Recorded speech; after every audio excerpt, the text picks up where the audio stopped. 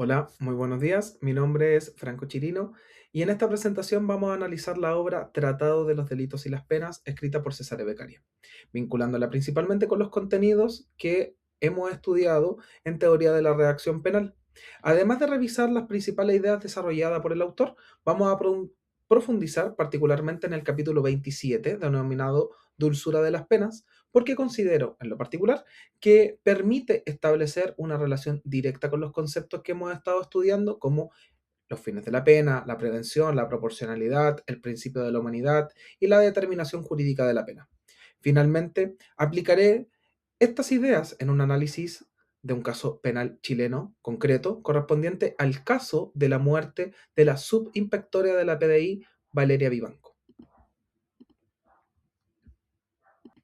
Hablemos un poco del autor. Cesare Beccaria fue un jurista, pensador italiano del siglo XVIII y su obra en particular, la que estamos analizando hoy, fue publicada en 1764.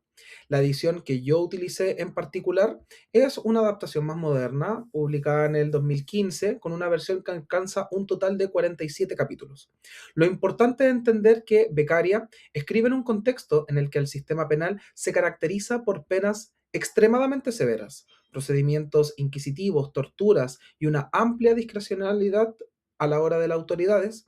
Frente a esto, su propuesto consiste en racionalizar el derecho penal y especialmente establecer límites con respecto al poder y la carga que tiene el Estado para castigar. Para comprender la obra completa, considero que existe una pregunta central que debemos hacernos. ¿Hasta dónde puede llegar legítimamente el Estado cuando castiga a una persona por cometer un delito? Beccaria sostiene que el poder castigar no es ilimitado. En el capítulo sobre el derecho de castigar, explica que los individuos ceden solamente una pequeña parte de su libertad para asegurar una convivencia social. Por lo tanto, las penas que exceden aquello que resulta necesario para conservar ese tipo de vínculo social son injustas. La idea es muy importante porque transforma la discusión sobre la pena. La pregunta deja de ser solamente cuándo puede castigar el Estado y pasa a ser también cuándo está legitimado para hacerlo y cuáles son los límites. En los primeros 12 capítulos, el autor va a desarrollar principalmente los fundamentos del derecho penal. Primero analiza el origen de las penas, el derecho de castigar, posteriormente desarrolla las consecuencias de este planteamiento, la intervención de las leyes, la oscuridad de la norma, la proporcionalidad en cuanto a los delitos y las penas, la gradualidad de las penas, la división de los delitos. También aborda cuestiones como el honor, el duelo, la tranquilidad pública y finalmente el fin de las penas. En esta primera parte aparece una idea que posteriormente se va a transformar en uno de los principios fundamentales del derecho penal moderno. El principio punitivo debe estar sometido a la ley. Beccaria señala expresamente que solamente las leyes pueden establecer penas, que un magistrado no puede aumentarlas arbitrariamente. Esto se relaciona directamente con lo estudiado sobre el principio de la legalidad, expresado en la fórmula de que principalmente no hay delito ni pena sin una ley previa.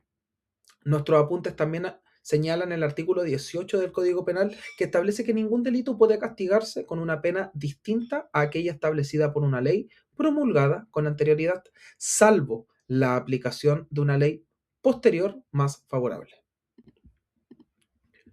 Entre los capítulos 13 y 24, Beccaria se concentra principalmente en aspectos relacionados con el proceso penal y la forma en la que el Estado va a determinar la responsabilidad de una persona. Analiza los testigos, los indicios, las formas de juicio, la acumulación secreta, la tortura, el fisco, los juramentos, la prontitud de la pena, las violencias, las penas aplicables a los nobles, los hurtos, las infamias y la ociosidad. Uno de los puntos más importantes es su crítica a la acumulación secreta, porque considera que el secreto puede favorecer a la calumnia y la arbitrariedad. Su crítica a la tortura también es fundamental. Beccaria rechaza que una persona sea sometida a tormentos para obtener una confesión y sostiene que nadie puede ser considerado reo antes de una sentencia judicial. ¿Les suena eso? Muy parecido a lo que tenemos actualmente. En este punto podemos observar que Beccaria no está preocupado únicamente por la cantidad de la pena, sino que también le interesa cómo el Estado llega a determinar que una persona debe o no ser castigada. En el capítulo 25 al 35, Beccaria profundiza bajo los diferentes tipos de pena y vuelve constantemente a una idea fundamental. La pena debe ser racional, necesaria y proporcional. Critica, por ejemplo, la confiscación cuando pueden determinar un perjudiciamiento a la persona inocente, porque una pena no debería extenderse en consecuencias injustamente a terceros. También analiza los hurtos, el destierro, las penas de los nobles, la prisión, los procesos, los delitos de la prueba difícil y otras problemáticas de la política criminal. Esta parte se conecta directamente con los principios limitadores de la pena que estudiamos durante el trimestre. Nuestros apuntes, por ejemplo, identifican, entre otros, el principio de la legalidad, la exclusiva protección de los bienes jurídicos, la intervención mínima, la proporcionalidad, la culpabilidad, la responsabilidad subjetiva, la responsabilidad personal y el principio a la humanidad. En los últimos capítulos del libro, el autor aborda cuestiones como los cómplices, la impunidad, los interrogatorios, la falsa idea de utilidad, la prevención de los delitos, los magistrados, las recompensas, la educación y el perdón. Aquí aparece otra idea particularmente moderna. La lucha contra el delito no depende exclusivamente de aumentar las penas. Beccaria considera que existen mecanismos preventivos que pueden resultar más eficaces que una política basada únicamente en la severidad del castigo. Por eso, el pensamiento puede vincularse con los fines preventivos de la pena que estudiamos. En nuestros apuntes se distingue la prevención general, dirigida a la sociedad, la prevención específica, dirigida al condenado. Además, se explica que la teoría mixta combina tanto fines retributivos como preventivos. Y de esta manera podemos observar que Beccaria no concibe la pena particularmente como una simple venganza estatal. El capítulo que yo elegí en particular fue el capítulo 27, titulado Dulzura de la pena, y considero que este capítulo es especialmente relevante porque Beccaria formula una crítica directa a la idea de que una pena más cruel necesariamente será una pena más eficaz. Su planteamiento es prácticamente el contrario. Una pena moderada, pero cierta, puede generar exactamente el efecto preventivo mayor que una pena extremadamente severa cuando existe la posibilidad de impunidad. Beccaria sostiene que la eficacia del castigo depende especialmente de su infalibilidad o certeza, y no principalmente de la crueldad. En otras palabras, para Beccaria, es más importante que el delincuente tenga la certeza de que va a ser castigado que amenazado con una pena extraordinariamente grave que probablemente nunca va a llegar a cumplirse. Esa idea resulta especialmente interesante desde la perspectiva de la prevención general. Esta idea se puede relacionar directamente con los contenidos estudiados durante el trimestre. En primer lugar, tenemos la prevención general negativa, que busca evitar la comisión de los delitos mediante una amenaza a una pena, pero Beccaria también agrega un elemento importante. La amenaza solamente será efectiva si existe una expectativa razonable de que la pena realmente va a ser aplicada. Y en segundo lugar, aparece el principio de la proporcionalidad. Una pena no puede justificarse simplemente porque pretende prevenir delitos, debido a que existe una relación entre el delito cometido y la intensidad de la respuesta total. En tercer lugar, aparece el principio de la humanidad, donde Beccaria rechaza la crueldad como un fundamento legítimo del castigo.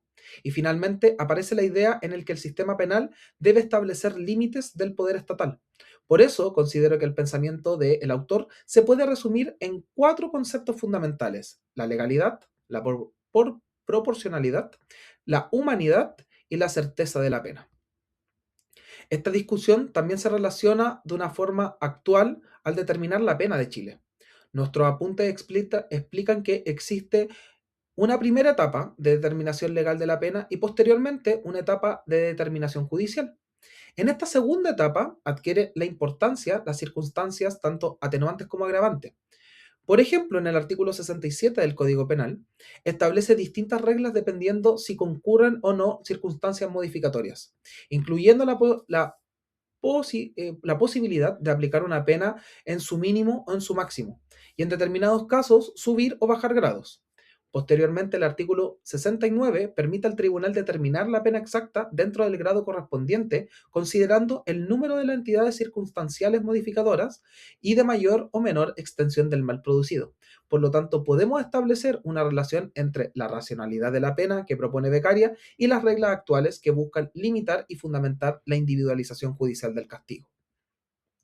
Para observar cómo estas ideas pueden manifestarse en la práctica, vamos a analizar el caso de Neoler Alejandro Contreras, que da muerte a la subinspectora de la PDI, Valeria Vivanco. La causa corresponde al RUC 2100558435 o el RIT 327 del 2023. Lo voy a dejar al final para que la puedan buscar. En el sexto tribunal de juicio oral penal en Santiago. Estos antecedentes también aparecen registrados en el Tribunal Constitucional a identificar la causa de la pena. La primera instancia, en el sexto juzgado del juicio oral en lo penal, condenó a Contreras como autor de homicidio simple y le imputó una pena de 12 años de presidio mayor en su grado medio. Sin embargo, la defensa interpuso un recurso de la unidad, el caso se llevó a la Corte Suprema y en la Corte Suprema la sentencia del 22 de febrero del 2024 acogió el recurso de la unidad y anuló la sentencia del tribunal oral. El resultado, la Corte Suprema ordenó que los hechos acreditados no pertenecían a establecer un actuar dolo eventual, sino que correspondería, si bien, a una conducta culposa. En consecuencia, recalificó jurídicamente los hechos como cuasi delito de homicidio, previsto en el artículo 490, número 1 del Código Penal, y luego dictó una sentencia de reemplazo, estableciendo así una pena de 540 días de presidio menor en su grado mínimo, considerando además el tiempo de condenado había permanecido en prisión preventiva. Este caso es especialmente interesante porque demuestra que la determinación de la pena no consiste simplemente en escoger arbitrariamente un número de años. Primero, hay que determinarse correctamente el tipo de delito, luego establecer la norma de responsabilidad y en este caso, la diferencia entre el dolo eventual y la culpa con representación y finalmente el determinarse la pena conforme al marco legal correspondiente terminó siendo fundamental. Esto se conecta directamente con el principio de la responsabilidad subjetiva, que ya estudiamos anteriormente con Beccaria y en el curso. Este caso permite identificar varias ideas de Beccaria. Primero, la legalidad, porque la pena debe estar determinada por la ley y el tribunal no puede crear una pena fuera del marco legal. Segundo, la proporcionalidad, porque la calificación jurídica del hecho tiene una consecuencia directa sobre la pena aplicable. Tercero, la responsabilidad subjetiva, porque no basta con acreditar que ocurrió un resultado, es necesario determinar cuál fue la relación subjetiva del autor con ese resultado. Cuarto, la individualización de la pena, porque una vez determinada la responsabilidad penal, el sistema debe establecer una sanción concreta aplicable. El quinto es que podemos relacionarlo con la idea del autor de que el poder punitivo debe estar limitado por reglas racionales y no depender arbitrariamente de quién las usa o juzga. La intervención de la Corte Suprema en este caso resulta especialmente ilustrativa porque precisamente revisó la correcta aplicación de esta norma penal y concluyó que la calificación jurídica afectuada por el Tribunal Oral había sido errónea. Como una reflexión personal, considero que es de principal contribución que el autor en mi formación como un futuro abogado no consiste únicamente en haber criticado las penas crueles de la época. Su principal aporte, a mi juicio, consiste en haber planteado una cuestión que sigue siendo completamente vigente. El Estado tiene el poder de castigar, pero ese poder debe establecerse con límites. Después de estudiar teoría de la reacción penal, considero que esta idea adquiere todavía una mayor importancia, porque la pena cumple funciones privativas y puede resultar necesaria para proteger bienes jurídicos, mantener una convivencia social armónica. Sin embargo, la existencia de esta finalidad no significa que cualquier castigo sea legítimo. Por eso, principios como la legalidad, la proporcionalidad, la culpabilidad, la responsabilidad subjetiva, la humanidad funcionan como un límite frente al poder punitivo. Como conclusión, los tratados de los delitos y las penas eh, está escrita en el siglo XVIII, pero muchas de estas preguntas que surgen acá en este libro siguen muy presentes actualmente en el derecho penal. El autor cuestiona la arbitrariedad, la tortura, las penas excesivamente crueles, la falta de proporcionalidad, el uso irracional del poder punitivo, la relación entre las ideas con los contenidos que estamos estudiando en teoría de la reacción penal, se pueden encontrar perfectamente en las correspondencias en los principios actuales como la legalidad, la proporcionalidad, la humanidad, la responsabilidad subjetiva y todo lo que hemos estado mencionando anteriormente.